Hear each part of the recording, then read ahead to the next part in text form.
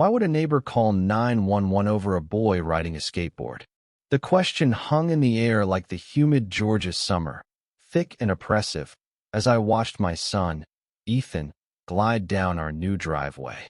His laughter echoed, a rare sound after the rough year we'd had.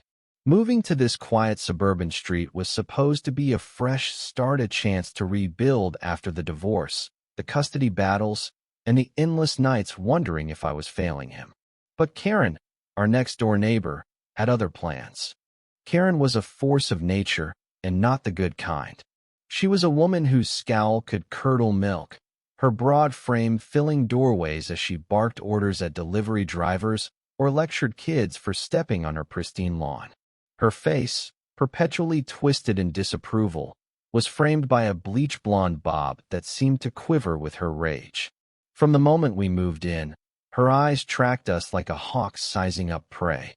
I'd hoped to avoid her, to keep our heads down and settle into our new life. But Ethan, 12 and full of energy, wasn't one for staying invisible. It started small. Karen would glare from her porch as Ethan practiced tricks on his skateboard, her lips pursed like she'd bitten a lemon. I'd wave politely, trying to keep the peace, but her responses were curt grunts or pointed stares. My wife, Lena, a soft-spoken nurse with a knack for diffusing tension, suggested we give her time. Some people just need to warm up, she'd said, her brown eyes warm with optimism. I wasn't so sure. Then came the notes. Slipped under our door or taped to our mailbox, they were written in Karen's aggressive scrawl. Keep your kid off the street. Skateboards are a nuisance. Or, your dog barks too loud. Control it. Our dog, a lazy golden retriever named Max, barely barked at all. I ignored the notes at first, chalking them up to a lonely woman with too much time. But Ethan started noticing. Why does she hate me, Dad? He asked one night, his voice small. I didn't have an answer. The tension escalated the day Karen stormed over, her face red and her voice a thunderclap. Your brat's going to break his neck, and I'm not cleaning up the mess, she shouted, pointing at Ethan as he wobbled on his board. I stepped between them, heart pounding. He's just a kid, Karen. He's not hurting anyone. Her eyes narrowed, and she jabbed a finger at me. You don't belong here. You and your loud kid, and you're your wife.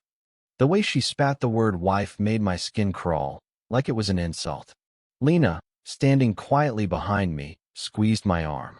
Let's go inside, she whispered. I wanted to argue, but her calm grounded me. We retreated, but Karen's venom lingered. The next morning, I woke to sirens. 2 sheriff's cars pulled up outside, lights flashing. Ethan, still in his pajamas, peeked out the window, his eyes wide. Dad, what's happening? Before I could answer, Karen's voice carried across the lawn, shrill and triumphant. That's them. They're the problem. My stomach dropped. She'd called 911. The sheriff, a tall man with a weathered face and a badge that read Harrington, approached our door. Karen trailed behind, her arms crossed, a smirk twisting her lips. I opened the door, trying to keep my voice steady. Morning, Sheriff. What's this about? Harrington tipped his hat, his expression unreadable. Got a call about a disturbance. Something about a kid causing trouble, skateboarding in the street, making noise. Karen piped up, her voice dripping with righteousness. It's that boy. He's a menace, tearing up the neighborhood, disrespecting everyone. And their dog's a danger, barking all hours. I clenched my fists, fighting the urge to snap. Ethan's just playing sheriff. He's not breaking any laws. And our dog's quieter than her yelling. Karen's face purpled, but before she could retort, Lena stepped forward, her nurse's scrubs still on from her night shift. Sheriff Harrington, she said softly, is there a specific ordinance we're violating? The sheriff's eyes flicked to Lena, and something shifted in his posture. He straightened, his face softening, and Thinto, my shock, saluted her. Ma'am, he said, his voice warm with respect. Good to see you again. Karen's jaw dropped, her smugness evaporating. I blinked, confused, as Ethan whispered, What's happening? Harrington turned to Karen, his tone firm. Ma'am, I know Ms. Lena. She's been patching up folks at the hospital for years, including my own son after a bad wreck. If she says her family's not causing trouble, I trust her. He glanced at Ethan, who was clutching his skateboard like a shield. And skateboarding's not a crime, last I checked. Karen sputtered, her face a mix of fury and disbelief. But they re disrupting the peace. You have to do something. Harrington raised an eyebrow. Ma'am, you called us out here for a kid playing in his own driveway. That's not a disturbance. That's a kid being a kid. He tipped his hat again, this time to me. You'll have a good day. Let me know if you need anything. As the sheriff walked back to his car, Karen stood frozen, her mouth opening and closing like a fish out of water. Lena, ever the peacemaker, called after her. Karen, if you ever want to talk, our door's open. Karen didn't respond. She stormed back to her house, slamming the door so hard the windows rattled. I thought that would be the end of it. But Karen wasn't done. Over the next week, she doubled down. She posted on the neighborhood Facebook group, calling us outsiders who were ruining the community. She left more notes, each nastier than the last, accusing us of everything from littering to shady behavior. Ethan stopped skateboarding, his spark dimming. I don't want to make her mad again, he said, and my heart broke. Then came the twist I never saw coming. One evening, a woman named Marla knocked on our door. She was small, with nervous hands and a hesitant smile. I'm Karen's sister, she said, glancing over her shoulder like she expected Karen to appear. I saw what she's been doing to you. I wanted to apologize. Marla explained that Karen hadn't always been this way. Years ago, she'd been a teacher, kind and patient, until a bitter divorce and a string of health problems left her angry at the world. She's lonely, Marla said, her voice cracking. But that's no excuse for how she's treated you. I was stunned. Karen, the terror of the neighborhood, had a past that made her human. For a moment, I felt a flicker of pity. But then I remembered Ethan's defeated expression, and my resolve hardened. I appreciate you telling us, I said, but she's hurting my son. That can't continue.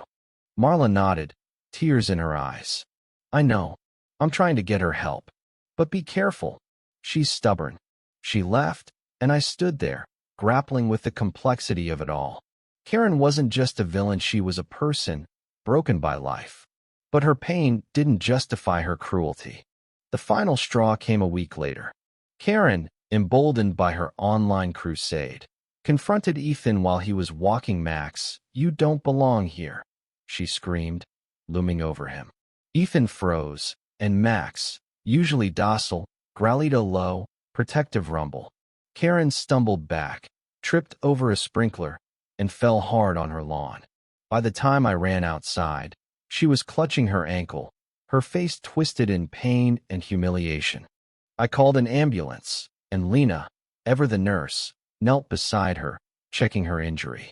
Karen swatted her away, but Lena persisted, her voice calm. Let me help you, Karen. For the first time, Karen didn't argue. She looked small, defeated, as the paramedics loaded her onto a stretcher. The neighborhood group later revealed Karen had fractured her ankle. She was housebound for weeks, and her online rant stopped. Marla visited her daily, and slowly, Karen's hostility faded. She never apologized, but one day, a note appeared in our mailbox, not in her usual scrawl, but in careful, shaky handwriting. Tell your boy he can skate. I won't call the cops again. Ethan started skateboarding again, his laughter returning. Lena and I watched from the porch, her hand in mine. Maybe she's learning, Lena said, ever hopeful. I wasn't sure. Karen's bitterness had cost her more than an anklet had isolated her, turned her into the villain of her own story. And while I felt a pang of sympathy, I knew some lessons come too late. Yindi.